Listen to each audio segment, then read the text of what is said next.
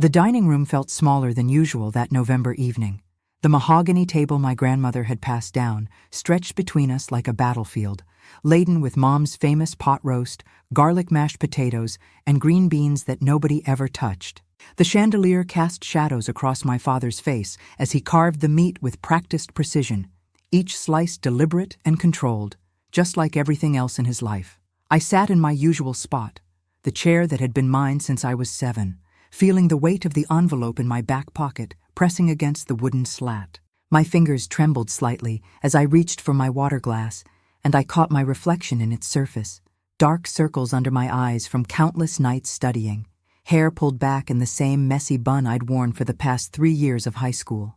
"So, Madison," Uncle Robert began, his voice carrying that familiar tone of condescension that had colored every family gathering since I could remember. He adjusted his expensive watch, a Rolex he never failed to mention cost more than most people's cars. "Your father tells me you're still wasting time with those college applications. Haven't you learned anything from watching your cousins?" My cousin Tyler smirked from across the table, his Boston University sweatshirt a not-so-subtle reminder of his own achievements. He'd been accepted early admission, something the family hadn't stopped talking about for months. His sister Emma, seated beside him, twirled her fork through her mashed potatoes, her engagement ring catching the light. Another family success story, engaged to a lawyer at 23. "I'm not wasting time," I said quietly, my voice barely audible over the scraping of silverware against china. "Speak up, Madison," my father interjected, not looking up from his plate. "If you have something to say it with conviction, though I'm not sure what defense you could possibly have. We've discussed this. Community college is a perfectly respectable option for someone with your limitations." Limitations. The word hung in the air like smoke from a burnt dinner. My limitations.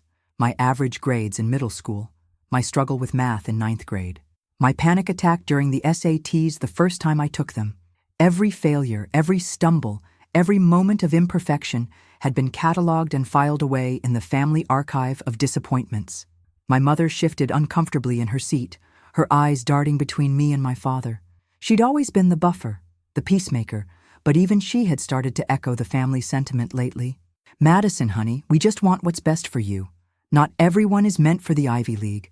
There's no shame in being realistic about your capabilities." "Realistic," I repeated, the word tasting bitter on my tongue. "Is that what we're calling it?" Aunt Patricia, Robert's wife, laughed that tinkling, false laugh she'd perfected at country club luncheons. "Oh, Madison, you've always been such a dreamer. Remember when you were 12 and insisted you'd become a Supreme Court justice?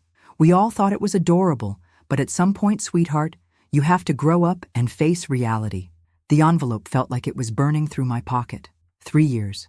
3 years of waking up at 4 a.m. to study before school.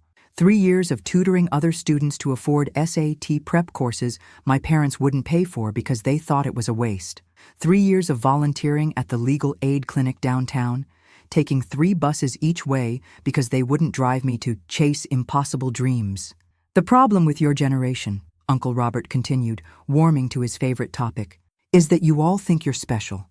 Participation trophies and social media have convinced you that wanting something is enough. But life doesn't work that way. Some people are meant to be leaders, and others are meant to follow." Tyler leaned back in his chair, that insufferable grin spreading across his face. "Remember last Thanksgiving when Madison said she was applying to Harvard?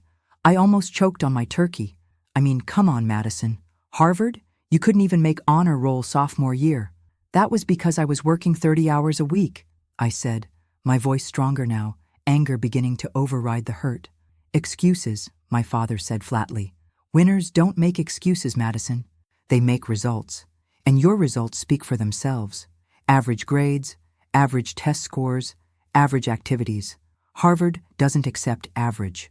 I thought about the essay I'd written, 17 drafts until every word was perfect, about growing up in this house, in this family, where my dreams were treated like delusions, about finding strength not in support, but in spite of its absence, about the teacher who'd stayed after school every day for a month to help me understand calculus, the only adult who'd ever told me I was capable of more than settling. "You know what's funny?" I said, standing up slowly, my chair scraping against the hardwood floor. You're right about one thing. Harvard doesn't accept average. The room fell silent. Even the grandfather clock in the hallway seemed to pause its ticking. I reached into my back pocket, my fingers closing around the envelope I'd been carrying for 3 days, waiting for the right moment, or maybe just finding the courage. "Madison, sit down," my mother said, her voice tight with embarrassment. "We have guests." "Guests?" I looked around the table. "This is family, Mom.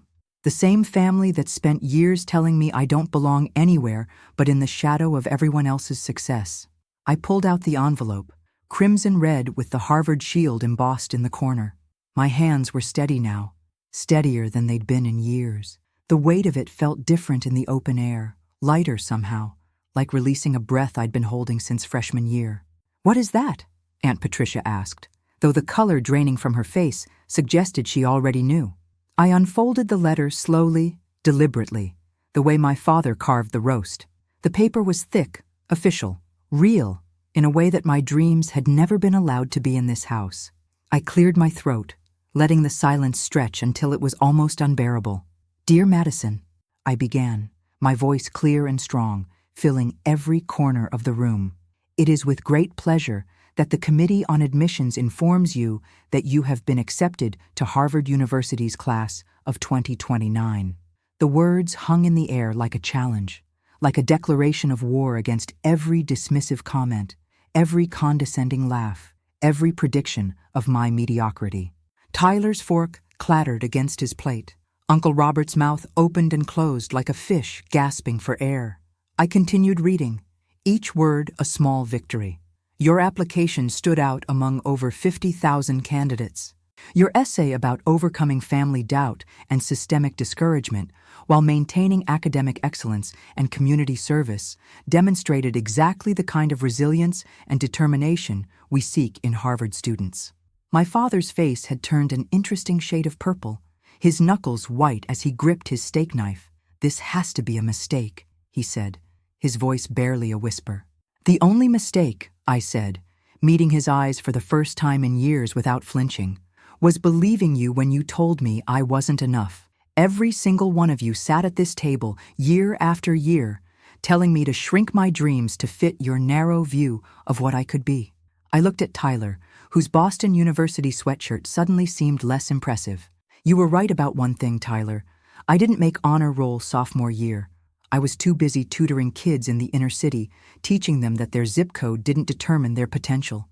Something I had to learn on my own, since no one in this family bothered to teach me." Emma finally spoke, her voice small. "Madison, we didn't know." "You didn't know because you never asked," I replied. "You were all too busy telling me who I was to actually see who I was becoming. Every family dinner, every holiday, every gathering became another opportunity to remind me of my place. Well, I found my place, and it's not at the kids' table of life where you tried to keep me." My mother's eyes were wet with tears, though I couldn't tell if they were from pride or shame. "Madison, sweetheart, we only wanted to protect you from disappointment." "No," I said firmly. "You wanted to protect yourselves from the possibility that your assumptions were wrong, that maybe, just maybe, the quiet girl who struggled with math in 9th grade had more potential than you gave her credit for." I folded the letter carefully, placing it in the center of the table like a centerpiece. "I'm not going to sit here and pretend this makes everything okay. Years of being told you're not enough doesn't just disappear because of one acceptance letter, but I want you all to know something." I paused, looking at each face around the table, memorizing this moment. "Every time you told me I didn't belong in advanced classes, I studied harder. Every time you laughed at my dreams, I volunteered more hours. Every time you said Harvard was impossible, I wrote another essay, took another practice test, pushed myself beyond what even I thought was possible." Uncle Robert found his voice, though it lacked its usual boom. How did you even afford the application fee?" I saved every penny from tutoring. Ate peanut butter sandwiches for lunch for 6 months. Wore the same pair of shoes until they fell apart. Because that's what you do when everyone else has given up on you. You invest in yourself. I walked to the doorway, then turned back one last time. The dining room looked different somehow. Smaller, not in an oppressive way, but in a way that made me realize how much I'd outgrown it. "Oh, and Uncle Robert? You were wrong about participation trophies. I never got one. But I did get a full scholarship to Harvard. Turns out when you work for something instead of having it handed to you, it means more. The silence that followed was deafening. I could hear my father's breathing, heavy and labored, like he'd run a marathon. Tyler stared at the letter on the table as if it might burst into flames. Emma's engagement ring didn't seem quite as bright anymore. "Where are you going?" my mother called out as I headed toward the stairs. "To pack," I said simply. "I'm moving into the dorms in January. Early admission comes with early enrollment options, and I'm taking them. I've already arranged housing with a professor who needs a house sitter over winter break." "You can't just leave," my father said, finally finding his authoritative voice again. "Watch me," I replied. "I've spent 18 years in this house being told what I can't do. I think it's time I showed myself what I can do." I made it to my room before the tears came. Not tears of sadness, but of relief, of release, of recognition that I'd been holding my breath for so long I'd forgotten what it felt like to truly exhale. I could hear raised voices downstairs, accusations flying about who should have seen this coming. Who was to blame for underestimating me? But I didn't care anymore. Their opinions had lost their power over me the moment I'd spoken my truth. I pulled out my laptop and opened the email from my Harvard admissions counselor, the one that had come with the acceptance letter. She'd written a personal note about my essay, about how it had moved the entire committee, about how stories like mine were why she'd gone into education.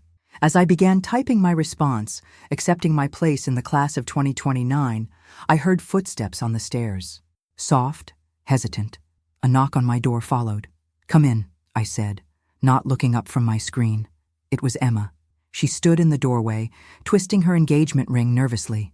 "Madison, I wanted to say I'm sorry, and also," she paused, seeming to gather courage, "I'm proud of you, really proud, and a little inspired."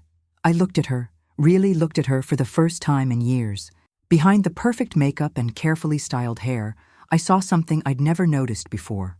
Doubt. Inspired? She sat on the edge of my bed, the same spot where she used to read me stories when we were kids, before success and expectations had built walls between us. "I got into Yale Law," she said quietly, 2 years ago. "But Uncle Robert and my parents convinced me that marrying David was the smarter choice, that being a lawyer's wife was more practical than being a lawyer." The revelation hit me like a physical blow. Emma, perfect Emma, with her perfect life, had given up Yale Law. "Emma, I kept the letter," she continued, tears flowing freely now, "hidden in my jewelry box. Sometimes I take it out and read it, wondering who I might have been. And tonight, watching you stand up there, reading your letter with such pride, Madison, you didn't just prove them wrong about you. You proved them wrong about all of us." We sat in silence for a moment, 2 cousins on different sides of the same battle. "It's not too late," I said finally. "Yale Law will still be there after you figure out what you really want." She laughed, but it was bitter. "With what money? What support? I'm getting married in 6 months to a man who thinks my place is hosting dinner parties and raising children." "With the same thing I had," I said, closing my laptop and turning to face her fully. "Determination and the knowledge that you deserve more than what they've decided for you." Emma stood up, smoothing her skirt, composing herself back into the perfect image the family expected. But something had changed in her eyes, a spark that hadn't been there before. "Maybe you're right. Maybe it's not too late." As she left, she paused at the door. "Madison, that thing you said about the quiet girl who struggled with math, that wasn't just you. That was all of us at some point. The difference is, you refused to stay quiet." The house gradually settled into an uncomfortable calm. I could hear the muffled sounds of dishes being cleared, conversations held in hushed tones. The letter still sat on the dining room table. I'd seen it through the hallway as Emma left. No one had dared to touch it. By the time I finished packing the essentials, it was nearly midnight. I made my way back downstairs, finding my mother alone in the kitchen, washing dishes by hand even though we had a perfectly good dishwasher. It was what she did when she needed to think. "Mom," I said softly. She turned, and I saw that she'd been crying. Really crying. Not the delicate tears she allowed herself at funerals and weddings. "I failed you," she said simply. "I was so afraid of you getting hurt that I hurt you myself." "You were trying to protect me," I offered, though the words felt hollow. "No," she said firmly, surprising me. "I was protecting myself. From the fear that you'd fail and I'd have to watch. From the possibility that you'd succeed and show me how small I'd made my own life. From the reality that my daughter was braver than I'd ever been. She dried her hands on the dish towel, a nervous gesture I'd inherited.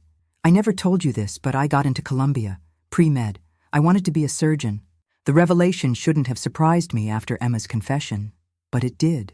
My practical, safe mother had once dreamed of saving lives in operating rooms. What happened? Your grandparents happened.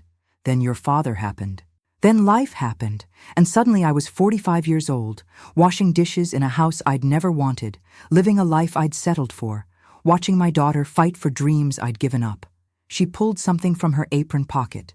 A check. It's not much. $5,000. I've been saving it secretly for years, telling myself it was for emergencies. But Madison, watching you tonight, I realized something. The only emergency is living a life that isn't yours. I stared at the check, then at my mother, this woman I'd thought I knew. Mom, I can't. You can and you will, she said firmly. Consider it 18 years of birthday presents I should have given you. Dreams instead of sweaters. Courage instead of criticism. I hugged her then, really hugged her for the first time in years. She smelled like dish soap and the lavender perfume she'd worn since I was little, familiar and foreign all at once. What will Dad say? I asked against her shoulder. Your father, she said, pulling back to look at me, will say what he always says. But for once, what he says doesn't matter. This is your life, Madison. You've proven that tonight. As I lay in bed that night, my suitcases packed by the door, I thought about transformation. Not the dramatic overnight kind they show in movies, but the slow, painful, necessary kind that happens when you finally stop accepting other people's limitations as your own. The dining room table that had been my courtroom would still be there tomorrow, but I wouldn't be. The voices that had told me I wasn't enough would continue their chorus, but I'd no longer be in their audience. My phone buzzed with a text from an unknown number. I almost ignored it, then saw the message preview. This is Tyler. I opened it, curious despite myself. Madison, I know I have no right to ask, but how did you do it? Really do it? Because I'm drowning at BU, barely passing, and too scared to tell anyone. Everyone thinks I have it all figured out, but I'm failing, and I don't know how to ask for help when everyone expects me to be perfect. I stared at the message for a long moment, then typed back, the first step is admitting you need help. The second is being brave enough to accept it. Come to my room. Let's talk. 20 minutes later, Tyler sat on my floor, looking younger than his 20 years, ego stripped away to reveal the scared kid underneath. We talked until dawn about the pressure of expectations, the weight of perfectionism, the fear of disappointing people who'd already decided who you were supposed to be. You know what the difference is between us? He said as the sun began to rise. You were told you weren't enough, so you had nothing to lose by trying. I was told I was everything, so I had everything to lose by failing. We were both trapped, I said, just in different cages. He left as the house began to wake, but not before saying something that would stay with me. That letter you read tonight? It wasn't just your acceptance to Harvard. It was all of our rejection of the lives they'd planned for us. The next morning, breakfast was a subdued affair. My father read his newspaper in silence, the rustle of pages the only sound. Uncle Robert and Aunt Patricia had left early, claiming a prior engagement. Emma sat across from me, dark circles under her eyes, suggesting she'd been up all night too, possibly staring at her own hidden letter. I've arranged for a cab to the train station, I announced, breaking the silence. My father lowered his newspaper, and for the first time in my life, he looked old, tired, defeated maybe, but something else too. I suppose you expect an apology, he said stiffly. No, I replied honestly. I expect nothing from you anymore. That's the freedom in this. I'm not leaving to spite you or prove you wrong. I'm leaving to prove myself right. He folded the newspaper carefully, his movements precise as always. Your grandmother would have been proud, he said quietly, and I nearly dropped my coffee cup. He never talked about Grandma Rose, his mother who died when I was 10. She was the only one in the family who went to college, Radcliffe actually, before it merged with Harvard. She used to say, he paused, struggling with words that didn't come naturally to him. She used to say that the biggest tragedy wasn't failing to reach your dreams, but failing to dream at all. Why didn't you ever tell me that? I asked, my voice barely a whisper. Because I'd forgotten, he admitted. Somewhere between mortgage payments and promotions, between safety and success, I forgot that she'd raised me to dream. And when you started dreaming, all I could see was the possibility of you falling. But Dad, I said, finding courage in his vulnerability, falling isn't the worst thing. The worst thing is never jumping at all. He nodded slowly, then did something unprecedented. He smiled, not the tight professional smile he wore to company dinners, but a real smile, sad and proud and complicated. Harvard, he said, shaking his head. My daughter got into Harvard. The way he said, my daughter, with wonder, with recognition, with something approaching respect, almost made up for years of dismissal. Almost. The cab arrived at noon. As I loaded my suitcases, neighbors peeked through curtains, probably wondering about the drama at the Bennett house. My mother stood on the porch, tears streaming down her face but smiling. Emma was there too, and to my surprise, she'd taken off her engagement ring. I called Yale, she said simply. They said my acceptance had been deferred, not expired. I start in the fall. What about David? I asked. David, she said, with a lightness I'd never heard before. We'll have to find another trophy for his shelf. Tyler appeared from around the corner, backpack slung over his shoulder. Mind if I share the cab? I'm going back to campus early. Got some studying to catch up on. Real studying this time, not the kind where I pay someone else to write my papers. As the cab pulled away, I looked back at the house that had been both prison and proving ground. My father stood at the window of his study, watching. He raised his hand slightly, not quite a wave, more an acknowledgement. A beginning, perhaps. The train station was crowded with holiday travelers, families reuniting and separating, lives in constant motion. As I waited for my train to Boston, to Cambridge, to Harvard, I pulled out the letter one more time. But this time, I didn't read the acceptance. I read the handwritten note at the bottom, from the Dean of Admissions herself. Madison, your essay moved us to tears. The committee was unanimous. You embody what Harvard seeks, not just intelligence, but resilience, not just achievement, but the courage to achieve against all odds. We don't just want you at Harvard. We need voices like yours, stories like yours, strength like yours. Welcome home. Home. Such a simple word for such a complicated concept. For 18 years, home had been that dining room table where dreams went to die. But as the train pulled into the station, as I stepped aboard with my second-hand suitcases and my first-class dreams, I realized something profound. Home isn't where you come from. It's where you're brave enough to go. The train lurched forward, carrying me away from everything I'd known and toward everything I'd dared to imagine. Through the window, I watched my small town shrink into the distance, becoming just another stop on a journey that was finally, truly, mine. 6 months later, I stood in Harvard Yard, wearing the crimson sweatshirt I'd once thought I'd never earn. My study group was waiting, kids from around the world who'd fought their own battles to be here. As we walked to the library, discussing our constitutional law assignment, my phone buzzed with a text from my father. Saw your name on the dean's list. Grandma Rose would have said, of course she made it. She's a Bennett. But I want to say something different. Of course you made it. You're Madison. And that was always enough. I smiled, tucking the phone away. Around me, Harvard bustled with the energy of 500 years of dreams being chased and caught. Somewhere across campus, a girl from rural Kansas who'd been told she wasn't smart enough was solving equations that would change how we understood physics. Down the hall from my dorm, a boy from inner-city Detroit who'd been written off by every teacher until 11th grade was writing poetry that would one day win a Pulitzer. We were all here, the ones who'd been told we didn't belong, proving that sometimes the sweetest victory isn't just succeeding. It's succeeding in front of everyone who said you couldn't. But more than that, it's succeeding for yourself, for the scared kid inside who almost believed them, who needed you to be brave enough to try.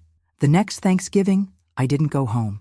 Instead, I volunteered at a homeless shelter in Boston, serving turkey to people whose struggles made my family drama seem like a luxury.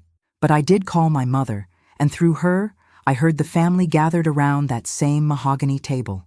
Tell them, I said, that I'm exactly where I belong. And for the first time in my life, it was true.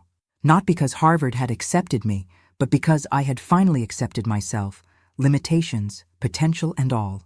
The girl who couldn't make honor roll sophomore year was now tutoring advanced calculus. The dreamer who'd been mocked for her ambitions was living them. The daughter who'd never been enough had become more than anyone, including herself, had imagined possible. But the real plot twist came a year later, when I was home for winter break. A letter arrived, addressed to my father. The return address was Harvard Law School. He opened it with shaking hands, then handed it to me wordlessly. It was from the dean, inviting him to speak at a symposium on parenting exceptional children when success defies expectations.